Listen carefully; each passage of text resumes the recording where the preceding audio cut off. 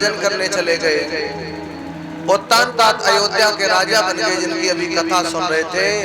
एक नहीं दो विवाह होने के बाद में और दोनों पत्नियों से किसी पुत्र की प्राप्ति नहीं थी। छोटी रानी के कारण बड़ी रानी को घर से बाहर निकाल दिया। आज सुनीति जंगल में भ्रमण कर रही, जंगल में रह रही, अपने समय को व्यतीत कर रही है। भगवान से प्रार्थना। एक दिन ऐसा हुआ कि राजा शिकार खेलने गए, लौट के पुनः जब बड़ी रानी की याद आई तो उस झोपड़ी में जाकर के पहुंचे और पूरी रात सुनीति के अपना समय व्यतीत करने के बाद राजा लौट के वापस आए। धीरे धीरे प्रभु की कृपा होने के बाद दोनों रानियां गर्भ धारण हो गई और गर्भ धारण होने के बाद इधर महलों में जो पुत्र सुरुचि से जन्म लेता है उसका नाम उत्तम पड़ता है और सुनीति से जो पुत्र पैदा होता है उसका नाम ध्रुव पड़ता है। सुनीति का अर्थ क्या होता है? सु माने सुंदर, नीत माने विचार। जो सुंदर भी हो और जिसके विचार सुंदर हो उसे सुनीति कहते हैं। सुरुचि का अर्थ होता है शु माने सुंदर, रुचि माने अपनी रुचि में मस्त रहने वाले को सुरुचि कहते हैं। इधर बालक धीरे धीरे बड़ा हुआ है। ध्रुव 4.5 वर्ष का हुआ है तो एक दिन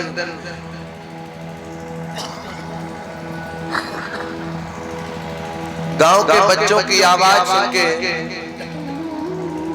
गांव में पहुंच गया। गांव के लोगों ने देखा ध्रुव और उत्तम का चेहरा बिल्कुल एक जैसा है तो पूछा है, बेटा कहाँ रहते हो, क्या तुम्हारा नाम है? ध्रुव ने कहा मैं जंगल में रहता हूँ, मेरा नाम ध्रुव है।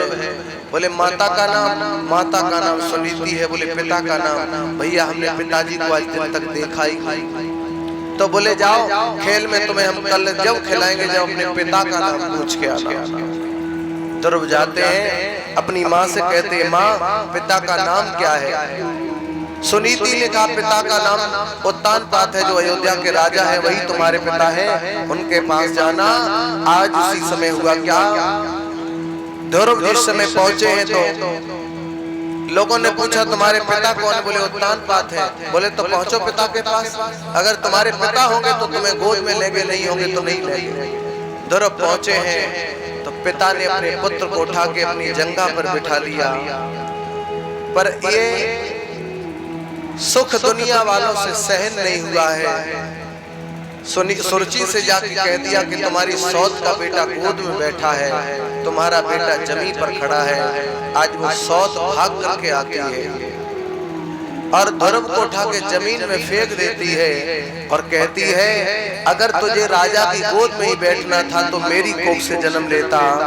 उस पापनी की कोख से जन्म लेने के बाद तो गोद में कैसे बैठ सकता है?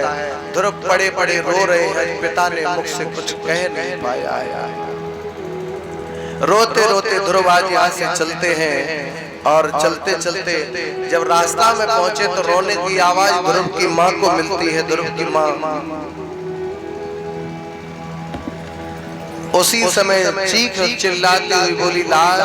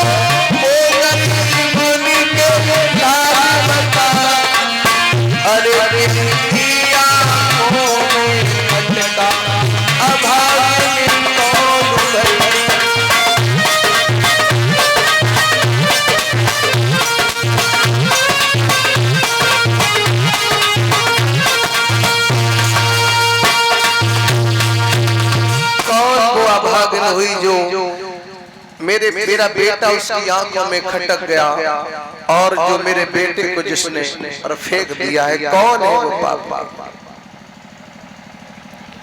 ध्रुव नजदीक पहुंचा है, माँ ने ध्रुव को गोद में ले लिया। बेटा किसने मारा? ध्रुव बोला, माँ अगर किसी ने मारा होता तो हम बता देते, पर माँ मुझे ऐसे व्यक्ति ने मारा जो कहने में भी नहीं आता है। कहने का तात्पर्य संसार का कोई दुख देता है तो समाज में कहने में आता है, पर अपना जब दुख देता है, बेटा बाप को दुख दे, बहू सास को दुख दे, तो समझदार परिवार में लोग अपने दुख को पी जाते हैं, पर किसी से कहने में नहीं आता है, क्योंकि अपनी चोट अपने को सहन करनी पड़ती है। एक लोहार और सोनार की बगल में दुकान थी। सोनार ने जैसे ही सोना कूटा काटा तो सोना जाके लोहे के पास गिरा है, तो सोना रो रहा था। लोहे ने पूछा, भैया सोना रो क्यों रहे हो? सोने ने कहा, भैया क्या करूं, सारा जीवन कुटते पिटते जा रहा है, ये दर्द बार बार क्यों मिलता है, एक बार क्यों नहीं मिलता है? लोहे ने पूछा, तुम्हें कौन काटता है, कौन मारता है? सोना बोला, भैया तुम्हारी बिरादरी का है, एक पतला पतला है वो खड़ा कर दिया जाता, एक इतना मोटा मोटा वो ऊपर से बैठ जाता है, तो मेरे प्राण निकलते हैं मानो। जब ऐसा सुना है महाराज, तो वो लोहा रोने लगा। सोने ने कहा, लोहे से तुम क्यों रो रहे हो?